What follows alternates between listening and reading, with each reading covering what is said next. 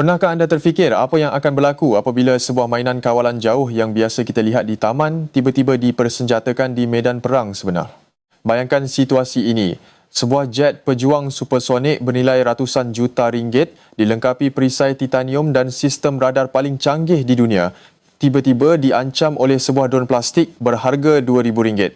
Dalam saluran Beras Sains hari ini, kita akan menjadi si penanya yang membongkar realiti mengejutkan ini.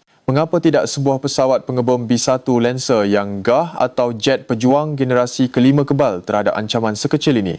Jawapannya terletak pada konsep yang dikenali sebagai peperangan asimetri di mana perbezaan teknologi dan kos mencipta satu kelemahan yang sangat fatal. Anda sedang melihat wajah peperangan moden yang sebenar. Ia bukan lagi didominasi oleh jet pejuang supersonik atau kereta kebal-kebal yang berat. Sebaliknya, medan pertempuran kini dikuasai oleh quadcopter komersial yang boleh anda beli di aplikasi Shopee yang diikat dengan bahan letupan berkuasa tinggi dan dipandu menggunakan cermin mata realiti maya oleh seorang pengendali jarak jauh. Selamat datang ke era di mana teknologi murah mengubah keseimbangan kuasa global. Kita sentiasa bertanya mengapa negara berkuasa besar melaburkan dana berbilion ringgit untuk sistem pertahanan yang boleh ditembusi oleh peranti bajet rendah. Untuk memahami anomali saintifik dan ekonomi ini, kita perlu membedah secara terperinci evolusi teknologi penerbangan tanpa pemandu dari awal. Pada permulaannya, teknologi drone adalah eksklusif untuk kuasa besar tentera. Model seperti MQ-7 Reaper bernilai puluhan juta dolar dilengkapi dengan pautan satelit canggih dan peluru berpandu panduan laser. Ia memerlukan infrastruktur yang besar, landasan khusus dan pasukan juruteknik yang ramai untuk beroperasi. Ia adalah simbol dominasi udara yang tidak dapat dipertikaikan. Namun sains sentiasa mencari jalan untuk mengecilkan saiz dan kos. Hukumu dan kemajuan dalam pembuatan semikonduktor membolehkan penderia giroskop, pecutan dan pemproses mikro menjadi sangat murah. Komponen yang dahulunya hanya wujud dalam makmal pertahanan rahsia kini dikeluarkan secara besar-besaran di kilang-kilang elektronik komersial untuk pasaran hobi dan mainan awam. Transformasi ini melahirkan quadcopter komersial. Pada awalnya, ia digunakan untuk fotografi udara atau perlumbaan rekreasi. Tetapi inovasi dalam teknologi FPV atau First Person View mengubah segalanya. Kamera kecil yang menghantar suapan video kependaman rendah secara langsung ke mata pengendali memberikan kawalan ketepatan yang luar biasa, membolehkan manuver yang sangat tangkas. Pernahkah anda terfikir mengapa kawalan FPV ini sangat berbahaya? Ia menghapuskan keperluan untuk perisian penyasaran autonomi yang mahal. Otak manusia yang memakai cermin mata VR itu sendiri bertindak sebagai komputer penyejak sasaran yang paling canggih. Pengendali boleh menavigasi melalui tingkap kecil, masuk ke dalam parit atau mengejar kenderaan yang bergerak dengan kelajuan tinggi. Pendemokrasian teknologi udara ini bermakna sesiapa sahaja yang mempunyai sambungan internet dan wang saku yang sedikit boleh membina senjata berketepatan tinggi. Skrip rizian sumber terbuka membolehkan pengubahsuaian tanpa had. Drone yang asalnya direka untuk merakam video perkahwinan kini diprogramkan semula untuk membawa muatan maut mengubah lanskap taktikal secara kekal. Inilah titik permulaan revolusi tersebut. Peralihan daripada platform berjuta-juta dolar kepada peranti pakai buang berskala kecil. Ia bukan sekadar perubahan alat tetapi perubahan keseluruhan paradigma peperangan. Kita kini memasuki fasa di mana kuantiti dan kemampuan ganti menjadi lebih penting daripada kualiti perisai membawa kita kepada konsep saintifik seterusnya, matematik peperangan. Mengapa tidak kita menilai peperangan dari sudut ekonomi tulen? Dalam sains ketenteraan, terdapat satu metrik kritikal yang dipanggil nisbah pertukaran kos atau exchange ratio.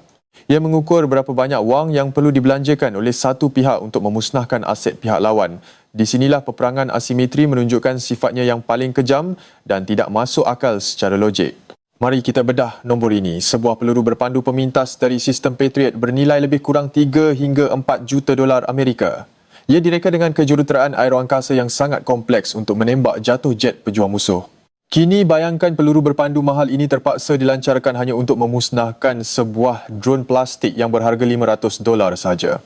Walaupun peluru berpandu itu berjaya mengenai sasaran dan menyelamatkan pangkalan dari segi ekonomi, negara yang bertahan telah mengalami kerugian yang sangat besar. Jika musuh menghantar 1,000 drone berharga $500, kos serangan hanyalah $500,000 dolar. Tetapi kos untuk bertahan menggunakan peluru berpandu tradisional akan mencecah berbilion-bilion dolar dengan pantas. Pernahkah anda terfikir kesan jangka panjang persamaan ini, negara yang mempunyai teknologi pertahanan paling canggih di dunia boleh menjadi muflis sebelum mereka benar-benar tewas di medan perang fizikal? Strategi ini dikenali sebagai strategi pengenaan kos, di mana objektif utama bukanlah untuk membunuh musuh tetapi untuk mengeringkan perbendaharaan dan rantaian bekalan logistik mereka. Selain kos kewangan, kita mesti mempertimbangkan kos masa pengeluaran, membina sebuah enjin jet atau sistem radar, mengambil masa berbulan-bulan dengan bahan khusus yang sukar didapati. Sebaliknya, bingkai drone boleh dicetak menggunakan pencetak 3 dimensi dalam masa beberapa jam dan komponen elektroniknya boleh dipesan secara pukal dari kilang-kilang komersial di seluruh dunia. Ini mewujudkan asimetri rantaian bekalan yang sangat ketara. Pihak yang menggunakan senjata konvensional terikat dengan birokrasi perolehan tentera yang perlahan, manakala pihak yang menggunakan drone komersial beroperasi dengan ketangkasan sebuah syarikat pemula teknologi. Mereka boleh mengemas kini reka bentuk dan taktik mereka setiap minggu berdasarkan data pertempuran masa nyata. Mengapa tidak jet pejuang memusnahkan kilang drone tersebut? Masalahnya, pengeluaran drone jenis ini tidak memerlukan kilang industri berat yang besar. Ia boleh dipasang secara tersembunyi di ruang bawah tanah, garaj rumah atau kemudahan bawah tanah yang kecil. Pembencaran pusat pengeluaran ini menjadikan mustahil untuk menghentikan bekalan menggunakan pengebom strategik tradisional. Matematik peperangan ini membuktikan bahawa teknologi canggih tidak bermakna kelangsungan hidup jika ia tidak mampan secara ekonomi. Kita sedang menyaksikan pergeseran paradigma di mana senjata yang paling murah dan paling mudah diganti menjadi ancaman paling mematikan. Untuk memahami bagaimana peranti murah ini sangat berbisa, kita perlu membedah anatominya secara saintifik. Mari kita lakukan bedah siasat maya ke atas sebuah drone kamikaze FPV. Pada pandangan pertama, ia kelihatan seperti mainan yang tidak berbahaya. Rangka utamanya biasanya diperbuat daripada jentian karbon nipis atau plastik polimer yang sangat ringan namun tahan lasak. Ketiadaan struktur logam yang besar adalah faktor utama mengapa ia sangat sukar dikesan oleh gelombang elektromagnetik radar. Jantung kepada mesin pembunuh bajet ini adalah motor tanpa berus atau brushless motors. Berbeza dengan motor tradisional, ia menggunakan aruhan elektromagnetik untuk memutar kipas tanpa geseran fizikal yang ketara. Ini menghasilkan nisbah tujah kepada berat yang sangat luar biasa, membolehkan drone seberat kurang dari 1 kilogram memecut dari 0 ke 100 km sejam dalam beberapa saat. Untuk membekalkan tenaga kepada motor berkuasa tinggi ini, drone menggunakan bateri lithium polymer atau LiPo. Bateri ini menyimpan ketumpatan tenaga yang sangat tinggi dalam bungkusan yang padat. Walaupun masa penerbangannya mungkin terah kepada 10 atau 15 minit sahaja, tempoh itu sudah lebih dari mencukupi untuk misi sahala yang bertujuan untuk merempuh sasaran secara langsung. Pernahkah anda terfikir bagaimana peranti ringan ini boleh memusnahkan kereta kebal keluli yang tebal? Rahsianya terletak pada muatan yang dibawanya. Pengendali sering mengikat kepala peledak dari roket pelancar bom tangan atau RPG yang telah diubah suai. Kepala peledak ini menggunakan prinsip saintifik yang dikenali sebagai kesan Monroe atau kas berbentuk untuk menembusi perisai. Apabila kas berbentuk ini meletup, bahan letupan di dalamnya memampatkan kon tembaga nipis ke dalam aliran jet leburan logam yang bergerak pada kelajuan hipersonik. Aliran logam cecair ini bertindak seperti jarum tekanan tinggi memotong perisai titanium kereta kebal seperti pisau panas memotong mentega. Ini membuktikan bahawa kelajuan dan fokus tenaga boleh menewaskan jisim perisai yang statik. Sistem pencetus atau fuse pada drone ini selalunya sangat ringkas. 2 wayar kuprom tebal dipasang melengkung di bahagian hadapan kamera. Apabila drone merempuh sasaran, wayar ini bersentuhan melengkapkan litar elektrik dan serta-merta meletupkan kepala peledak. Reka bentuk litar tertutup ini sangat asas tetapi menjamin kebolehpercayaan yang luar biasa dalam keadaan pertempuran yang huru-hara. Mengapa tidak jurutera tentera mencipta perisai yang lebih tebal? Ini adalah perlumbaan senjata yang sia-sia. Aerodinamik drone FPV membolehkan pengendali mengarahkan impak tepat ke titik paling lemah kenderaan. Mereka tidak menyerang bahagian hadapan kereta kebal yang dilindungi tebal, sebaliknya menyelam lurus ke bahagian atas menara atau bahagian enjin di belakang yang perisainya lebih nipis. Gabungan motor tanpa berus yang pantas, bateri ketumpatan tinggi dan bahan letupan penembus perisai menghasilkan senjata berketepatan pembedahan. Drone ini pada dasarnya adalah peluru berpandu panduan pintar yang dikawal oleh otak manusia. Anatomi ringkas ini menjelaskan mengapa ia sangat berkesan, tetapi persoalan yang lebih besar ialah mengapa sistem pertahanan udara gagal menghentikannya. Untuk memahami kegagalan sistem pertahanan berbilion dolar, kita perlu membedah fizik bagaimana radar berfungsi. Radar memancarkan gelombang radio dan mendengar gema yang dipantulkan kembali apabila gelombang itu melanggar objek. Kepayaan objek memantulkan gelombang ini diukur dalam nilai keratan rentas radar atau radar cross section. Jet pejuang besar mempunyai nilai pantulan yang sangat ketara. Pernahkah anda terfikir mengapa drone plastik hampir halimunan kepada sistem ini? Bahan polimer dan gentian karbon menyerap atau menyebarkan sebahagian besar gelombang radio dan bukannya memantulkannya kembali. Digabungkan dengan saiz fizikalnya yang sekecil burung, keratan rentas radar drone komersial adalah sangat mikroskopik sehingga sistem sering mengklasifikasikannya sebagai gangguan latar belakang. Selain itu, perisian penapis radar tentera diprogramkan menggunakan kesan Doppler untuk mengabaikan objek yang bergerak terlalu perlahan. Ini bertujuan untuk mengelakkan peluru berpandu dilancarkan ke arah kawanan burung atau awan tebal. Drone FPV terbang pada kelajuan yang berada di bawah ambang pengesanan ancaman ini membolehkannya menyelinap melepasi penapis perisian tanpa mencetuskan penggera. Taktik penerbangan juga memainkan peranan saintifik yang penting. Pengendali menggunakan teknik nap of the earth di mana drone diterbangkan hanya beberapa meter dari permukaan tanah. Dengan bersembunyi di sebalik pokok, bukit dan bangunan, mereka menggunakan topografi bumi untuk memutuskan garis penglihatan langsung yang diperlukan oleh pancaran radar frekuensi tinggi untuk mengunci sasaran. Mengapa tidak kita gunakan peluru berpandu pencari haba? Peluru berpandu inframerah direka untuk mengesan haba melampau yang dihasilkan oleh exhaust jet atau enjin pembakaran dalaman yang besar. Motor elektrik tanpa berus pada drone menghasilkan tanda tangan terma yang sangat rendah. Ia terlalu sejuk untuk dikesan dengan tepat oleh penderia inframerah jarak jauh yang biasa digunakan oleh tentera. Bahkan penderia akustik yang cuba mengesan bunyi dengungan kipas menghadapi kesukaran. Di medan perang yang dipenuhi dengan bunyi letupan dan enjin jentera berat, frekuensi bunyi drone mudah tenggelam dalam pencemaran bunyi latar belakang. Semua titik buta teknologi ini bergabung untuk menjadikan sistem pertahanan udara konvensional hampir buta dan pekak terhadap ancaman mikroskopik ini. Ini adalah ironi sains ketenteraan yang tragis. Sistem yang dibinu dengan kejuruteraan paling sophisticated untuk menangani peluru berpandu balistik antara benua dikalahkan oleh lompang dalam parameter reka bentuknya sendiri. Sifat yang menjadikannya cemerlang menentang ancaman besar menjadikannya tidak berguna menentang ancaman kecil dan ancaman ini menjadi lebih menakutkan dalam bentuk kawanan. Pernahkah anda terfikir mengapa tidak mereka menghantar 1000 peluru berpandu serentak? Konsep ini mengambil inspirasi daripada biologi evolusi seperti kawanan lebah atau sekumpulan ikan. Dalam alam semula jadi, pemangsa keliru apabila berhadapan dengan sasaran yang terlalu banyak. Taktik hurung atau swarm tactics mengaplikasikan prinsip beban kognitif ini ke atas sistem pertahanan elektronik. Kereta kebal moden dilengkapi dengan sistem pertahanan aktif atau APS. Sistem ini menggunakan radar mini untuk mengesan peluru yang datang dan menembakkan cas letupan kecil untuk memusnahkannya sebelum ia mengenai perisai. Ia sangat berkesan terhadap 1 atau 2 peluru berpandu anti kereta kebal, tetapi setiap sistem mempunyai head capacity fizikal dan masa tindak balas pemprosesan.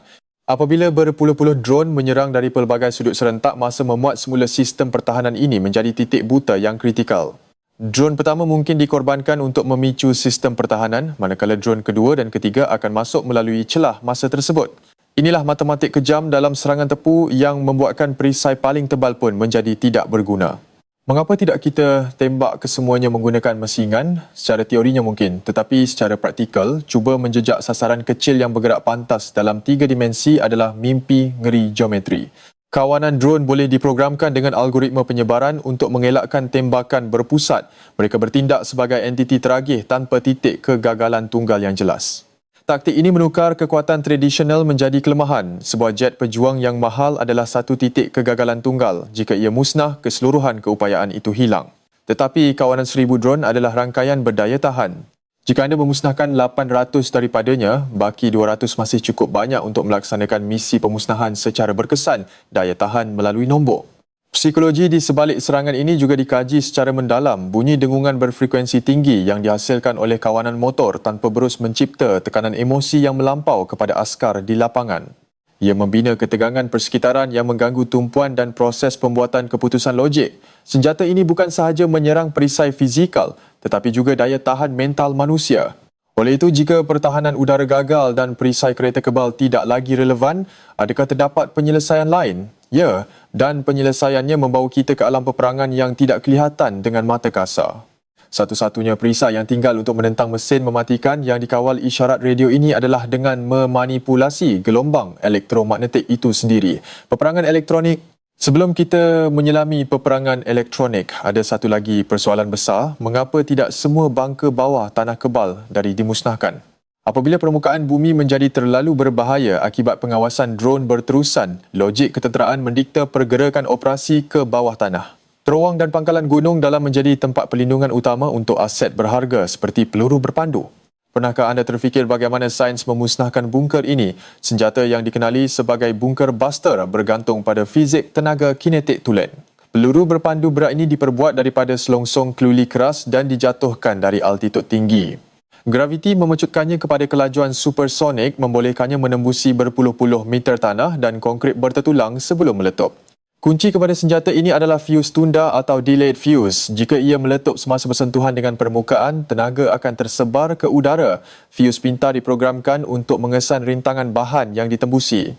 Ia mengira lapisan konkrit dan ruang udara memastikan bahan letupan utama hanya dicetuskan apabila ia tepat berada di tengah-tengah rongga pangkalan bawah tanah tersebut. Walau bagaimanapun mengapa tidak semua bunker boleh dihancurkan, jawapannya terletak pada geologi. Pangkalan peluru berpandu bawah tanah tertentu seperti yang dibina jauh di dalam pergunungan berbatu pejal berada di luar jangkauan fizikal bunker buster terbesar sekalipun.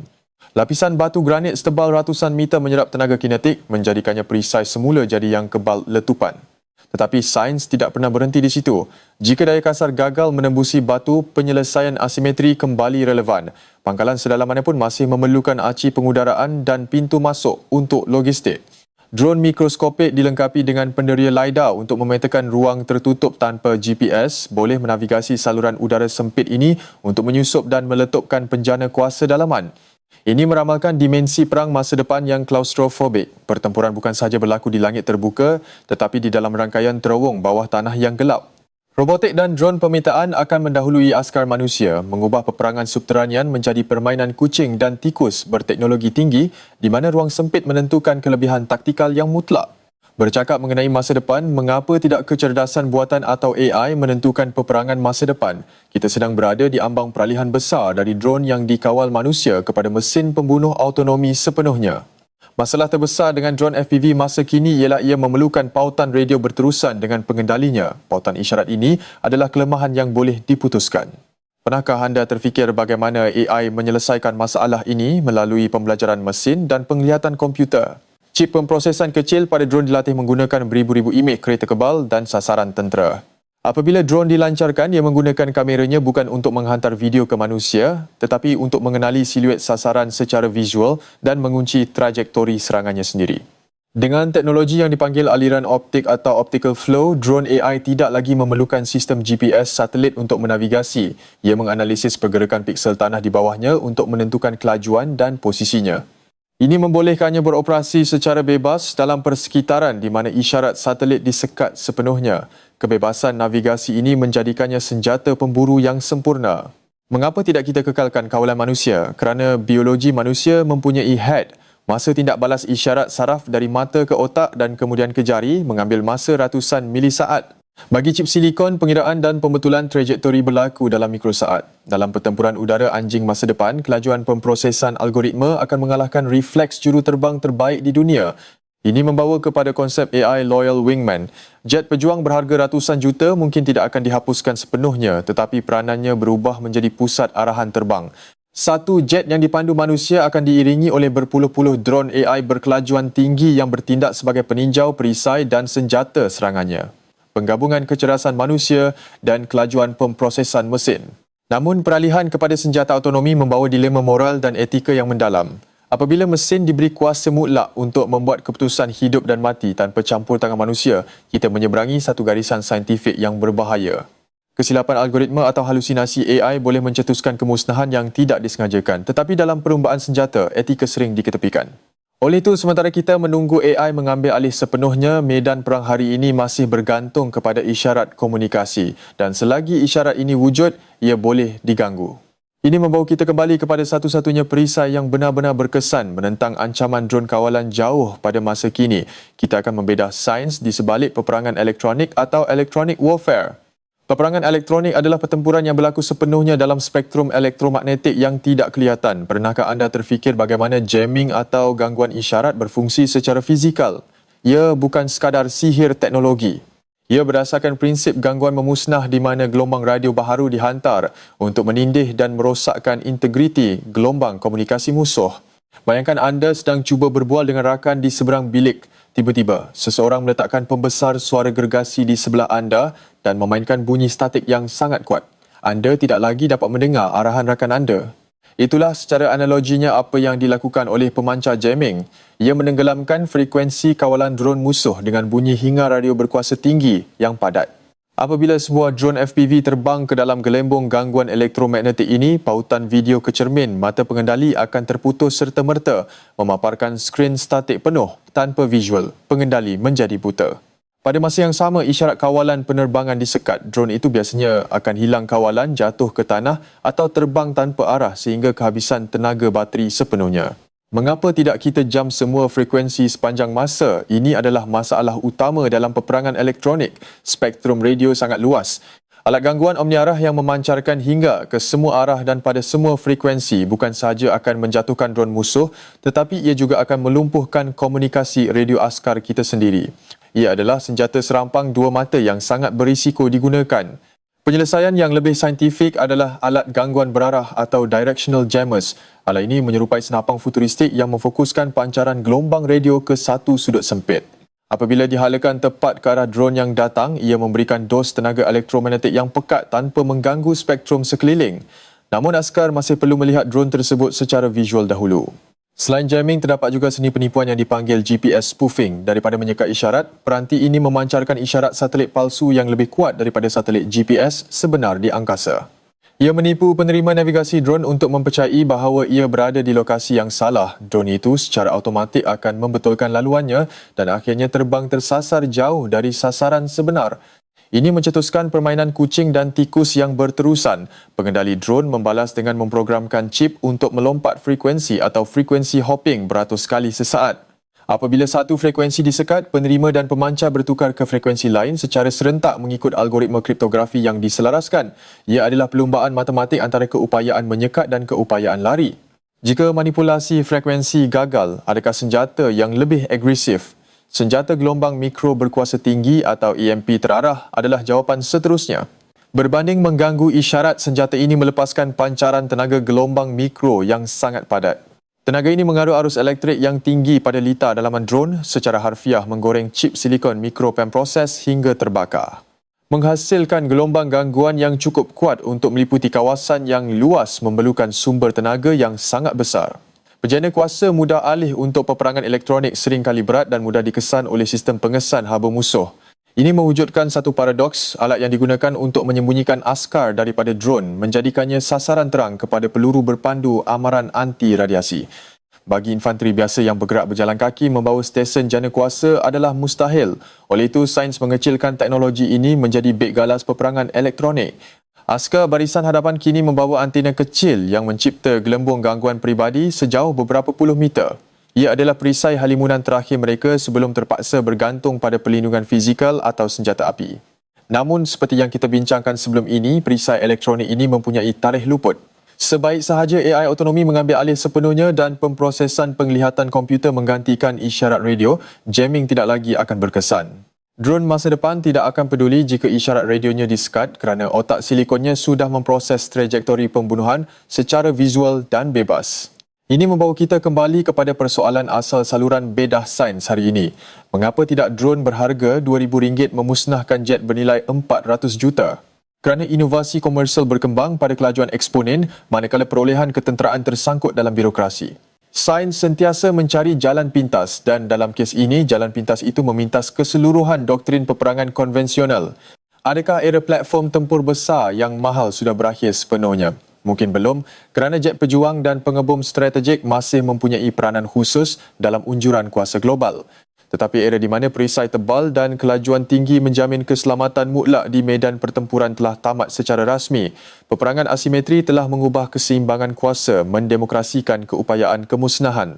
Masa depan pasukan infanteri tidak lagi bergantung pada otot fizikal atau ketepatan menembak senapang laras panjang. Askar barisan hadapan masa depan adalah juruteknik, pengatur cara dan pengendali sistem. Mereka akan duduk di sebalik skrin di dalam parit yang dilindungi, memanipulasi kayu ria dan memantau frekuensi radio, bertempur menggunakan proksi plastik yang terbang pantas mencari sasaran perisai. Pernahkah anda terfikir implikasi penemuan sains ini terhadap negara-negara bersaiz sederhana? Negara yang tidak mampu membeli armada jet pejuang generasi kelima kini mempunyai alternatif pencegahan yang berkesan. Dengan menubuhkan unit drone kamikaze berketumpatan tinggi yang disokong oleh pasukan peperangan elektronik, mereka boleh membina dinding pertahanan udara yang mengancam mana-mana penceroboh berteknologi tinggi. Ini adalah sifat duai kegunaan teknologi. Sains dan kejuruteraan yang membolehkan kita merakam video percutian yang cantik atau menghantar bungkusan perubatan ke kawasan terpencil adalah sains yang sama yang membakar perisai kereta kebal. Pemutar tanpa berus, bateri berketumpatan tinggi dan mikropem proses tidak mempunyai moraliti. Ia hanya mematuhi hukum termodinamik dan arahan pengaturcaraan manusia. Ketika negara-negara bergelut untuk mencari penawar kepada ancaman ini, perlumbaan senjata seterusnya telah pun bermula. Laser bertenaga tinggi, meriam gelombang mikro dan dron pemintas autonomi sedang dibangunkan secara tergesa-gesa di makmal pertahanan seluruh dunia. Persoalannya, adakah teknologi pertahanan ini akan cukup pantas dan cukup murah untuk mengimbangi skala pengeluaran dron komersial?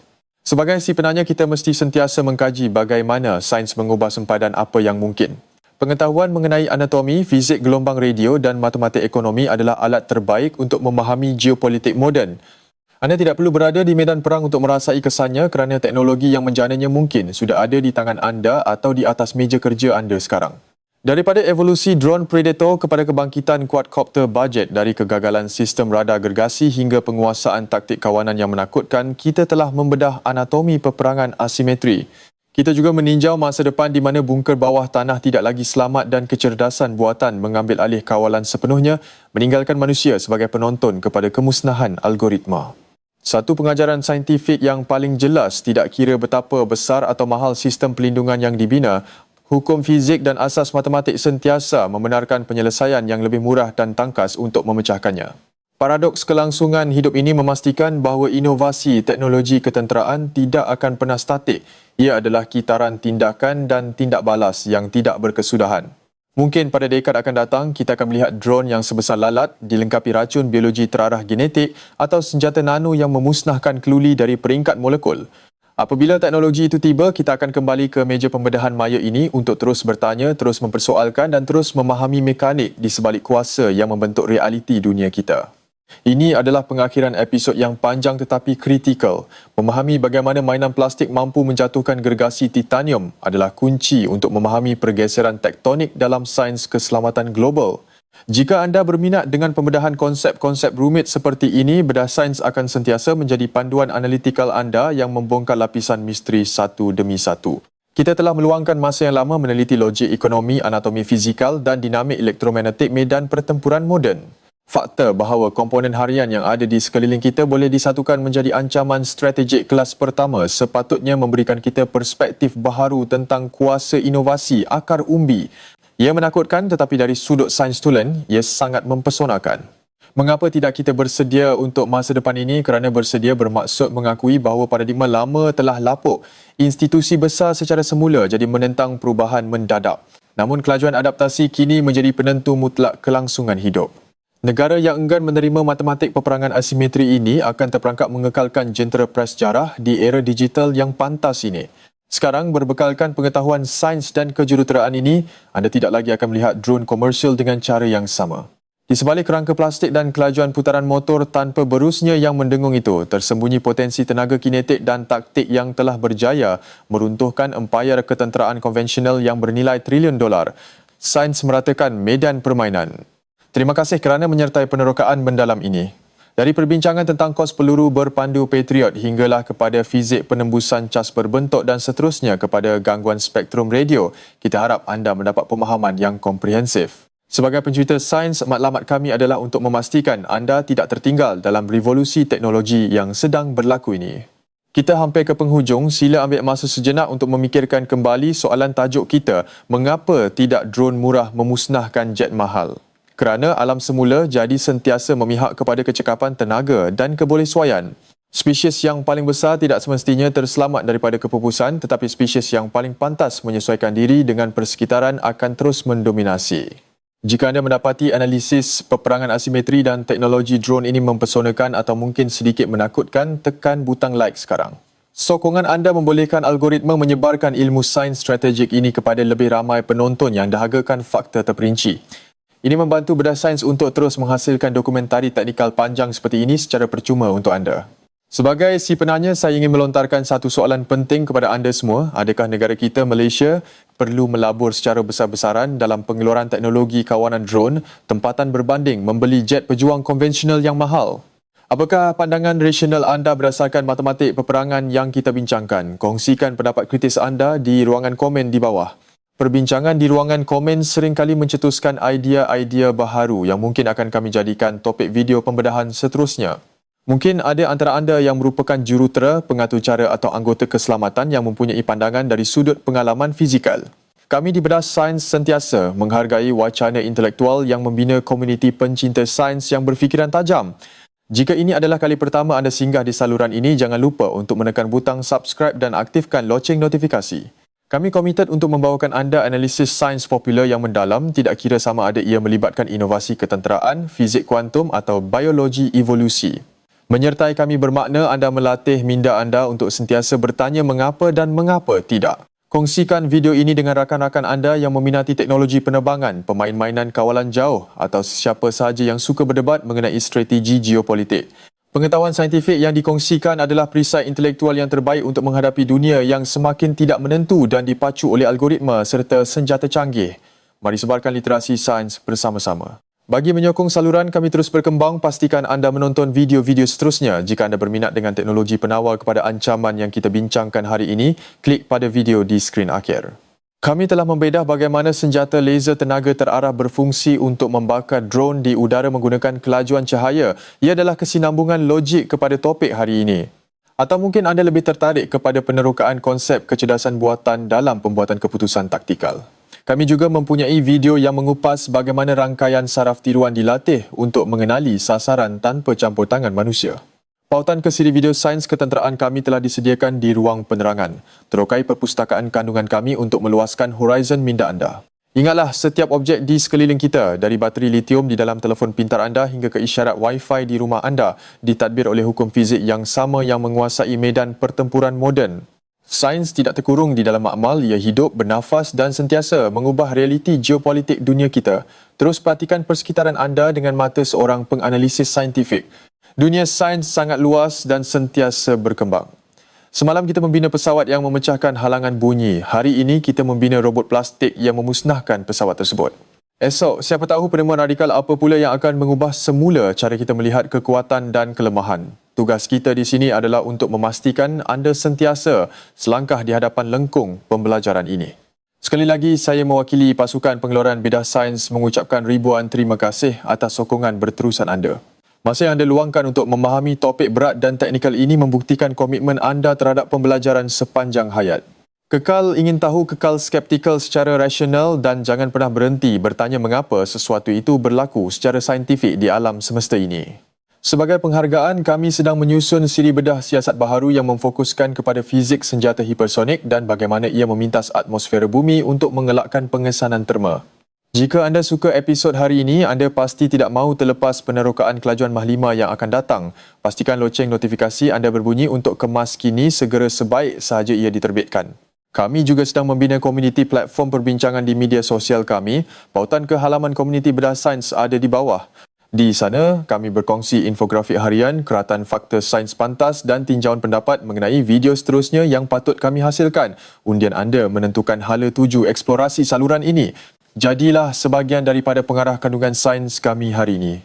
Sebelum kita berpisah, mari kita imbas kembali satu fakta paling gila dari dokumentari ini. Kos menembak jatuh peluru berpandu Stinger yang berharga $400,000 untuk sebuah drone berharga $500. Ia adalah kezaliman matematik yang murni.